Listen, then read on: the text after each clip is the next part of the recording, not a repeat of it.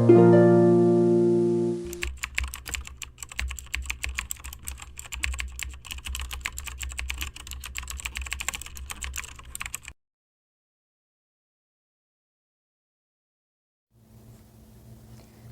everyone and welcome back to the MCQ series of Principles and Practice of Management Part 4। और जैसे जैसे हमारे parts increase होते जा रहे हैं, बढ़ते जा रहे हैं, वैसे वैसे हमारे क्वेश्चंस का लेवल भी अब इंक्रीज़ होते जाएगा। तो जैसा आप सभी को मालूम है कि हम डेली 10 MCQs क्वेश्चंस कर रहे हैं। आपके पास 4 ऑप्शन रहेंगे और 3 सेकेंड का मैं टाइम हर एक क्वेश्चन के बाद आपको मैं दूंगी और आपको जज करना है उन 3 सेकेंड में कि इसका करेक्ट आंसर क्या होगा। तो स्टार्ट करते हैं अपने फर्स्ट क्वेश्चन से। Question number 1, gang plank theory of communication advanced by Henry Fayol is an example of option A downward communication, option B lateral communication, option C upward communication और option D network communication.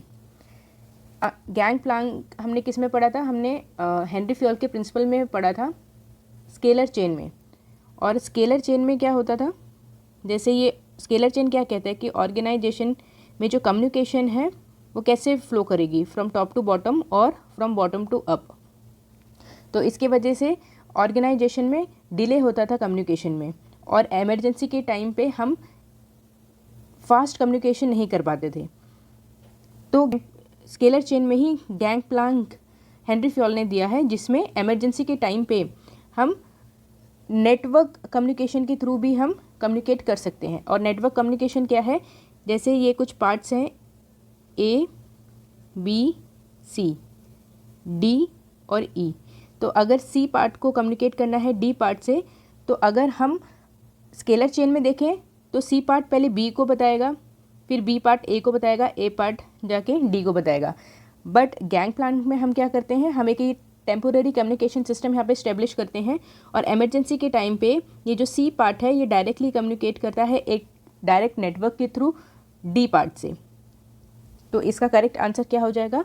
Option number D, network communication. Hope आपने सही जज किया है।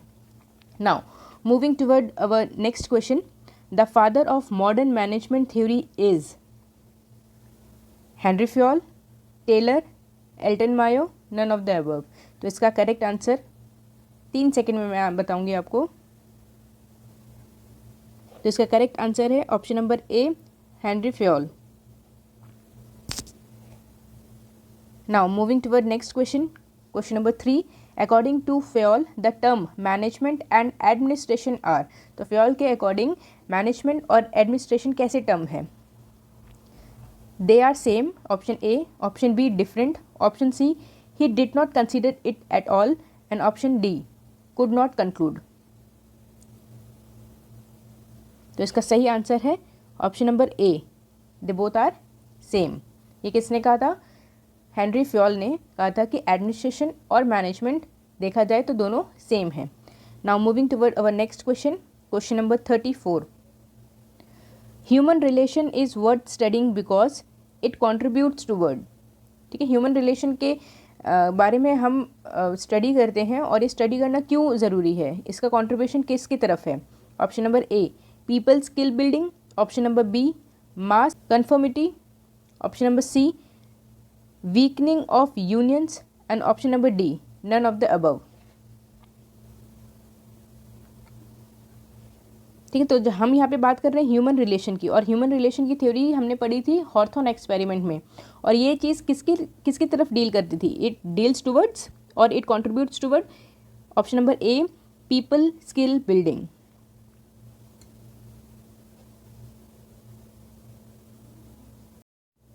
Now moving toward our next question, question number 5, human relation theory focus on option A individuals, option B role of individuals, option C system और option D informal organisation.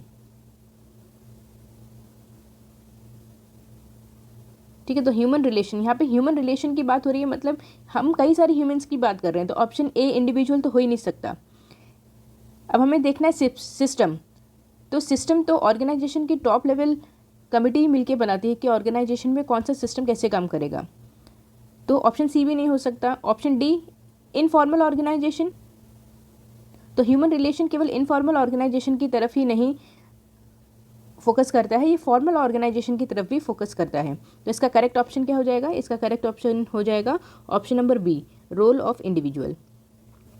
ठीक है, role of individual मतलब हर एक individual का organisation में क्या role है, informal organisation में क्या रोल है, फॉर्मल ऑर्गेनाइजेशन में क्या रोल है, उस इंडिविजुअल का जो उसको रोल एंड रिस्पॉन्सिबिलिटी दी है उसका क्या रोल है। ठीक है, तो ये सारी चीज़ें फोकस करती हैं किसकी तरफ? ह्यूमन रिलेशन थ्योरी की तरफ। Now moving toward next question, question number 6, Hawthorne study leads to the development of. Hawthorne study या हॉर्थॉर्न एक्सपेरिमेंट जो हमने पढ़ा है वो किसके डेवलपमेंट की तरफ लीड करता है? Option number A, scientific management, option number B, one best method of doing the work, option number C, specialisation, या option number D, human relation. ठीक है, तो हॉर्थॉर्न एक्सपेरिमेंट एकदम अलग है साइंटिफिक मैनेजमेंट से, ऑप्शन ए नहीं हो सकता।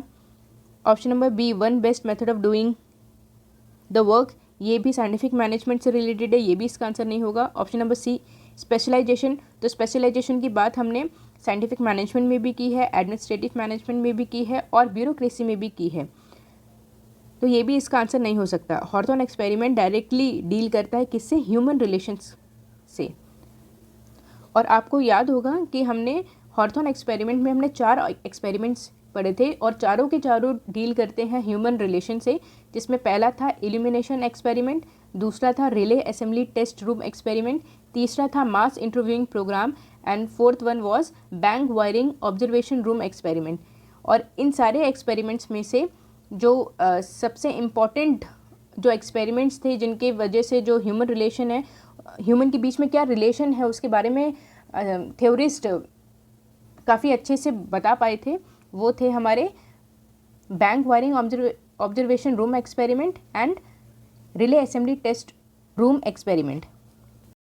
और we can say these experiments leads toward the development of human relations. Option number D is our correct answer. Now moving toward next question, question number 7. The delegation of authority depends on the subordinates.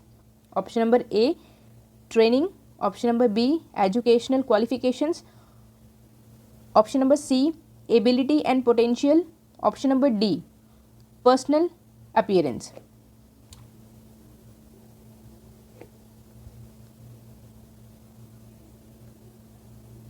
ठीक है, तो delegation of authority किसके ऊपर depend करती है? या subordinates की किन क्वालिटीज़ के ऊपर डिपेंड करती है? तो उसका सही आंसर हो जाएगा उन सबऑर्डिनेट्स की एबिलिटी एंड पोटेंशियल के ऊपर। तो हमारा ऑप्शन नंबर सी यहाँ पे करेक्ट आंसर हो जाएगा। Now moving toward next question, question number 8, which of the following can be a criticism against human relation theory? ठीक है, ह्यूमन रिलेशन थ्योरी कौन सी थ्योरी की हम बात कर रहे हैं? यहाँ पे हम हॉर्थॉर्न एक्सपेरिमेंट की बात कर रहे हैं, जिसमें 4 एक्सपेरिमेंट्स किए थे। और इसकी कौन कौन से एक्सपेरिमेंट्स थे? Illumination experiment, relay assembly test room experiment, mass interviewing programme and bank wiring observation room experiment. तो इन चारों एक्सपेरिमेंट्स में जो मेन क्रिटिसिज्म था ह्यूमन रिलेशन थ्योरी का वो क्या था? Option number A, sentimentality and unrealistic desire to make everyone happy. Option number B, most significantly ignoring economic variables. Option number C, tender mindedness. Option number D, all of the above. ठीक है, तो चारों experiments में कई अलग अलग तरीके के क्रिटिसिजम्स आए थे, जिसमें हमारा ह्यूमन रिलेशन थ्योरी में सबसे ज़्यादा फोकस था हमारा रिलेशनशिप्स के ऊपर या इंटरपर्सनल रिलेशनशिप्स के ऊपर। यहाँ पे सबसे ज़्यादा हम फोकस था ऑर्गेनाइजेशन के ह्यूमंस का या एम्प्लॉयज़ का, उनका कंसर्न ऑर्गेनाइजेशन की प्रोडक्टिविटी को इंक्रीज़ करना या ऑर्गेनाइजेशन के लिए काम करना, ये कहीं ना कहीं हमें कम देखने को मिला था। तो इसका आंसर हो जाएगा ऑल ऑफ द अबव। तो यहाँ पे हमारा ऑप्शन नंबर डी करेक्ट हो जाएगा, ऑल ऑफ द अबव।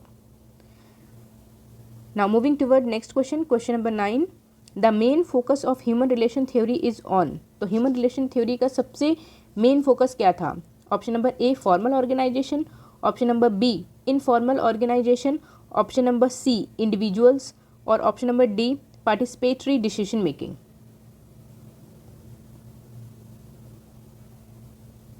ठीक है, तो इसका आंसर अभी तक हमारा क्लियर हो गया होगा कि यहाँ पे हमारा ऑप्शन नंबर सी करेक्ट है। इंडिविजुअल्स के ऊपर ह्यूमन रिलेशन थ्योरी में मेन फोकस था। Now moving toward our last question, the behavioural scientist have been making contribution since the day of A. Hawthorne experiment, option number B. scientific management, option number C. classical theory और option number D. bureaucratic theory। ठीक है, तो यहाँ पे बात हो रही है कि बिहेवियरल साइंटिस्ट जो ह्यूमन रिलेशंस के ऊपर जिन्होंने ज़्यादा फोकस किया है, उनका जो कंट्रीब्यूशन है वो कब से शुरू हुआ।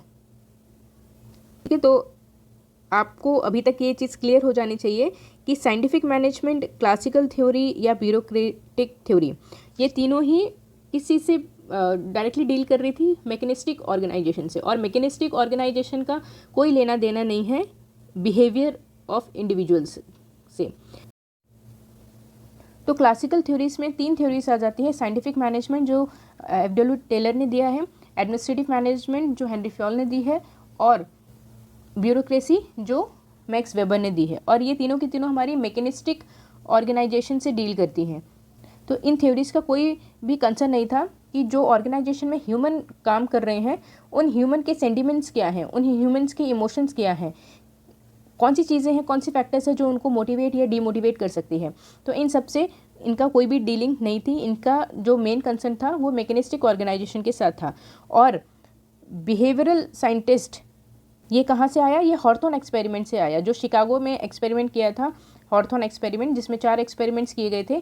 वहाँ से ये जो ह्यूमन बिहेवियर है वो किस तरह, कितना डायनेमिक होता है, और अलग अलग ऑर्गेनाइजेशन में किस तरीके के ह्यूमन बिहेवियर हमें देखने को मिलते हैं, तो वो कहाँ बताया गया था? वो केवल हॉर्थोन एक्सपेरिमेंट में ही बताया गया था। So this is all for today. Please आप कमेंट बॉक्स में ज़रूर बताइएगा कि इन 10 क्वेश्चंस में से आपके कितने क्वेश्चंस सही हुए हैं। और अगर आपको ये वीडियोस पसंद आ रही हैं, आपके नॉलेज में थोड़ी सी भी इंक्रीमेंट हो रही है, तो प्लीज़ इस वीडियो को लाइक ज़रूर करिएगा और इस चैनल को सब्सक्राइब ज़रूर करिएगा। Thank you and have a nice day. मिलते हैं हमारी नेक्स्ट MCQ सीरीज़ में, सीरीज़ 5 में।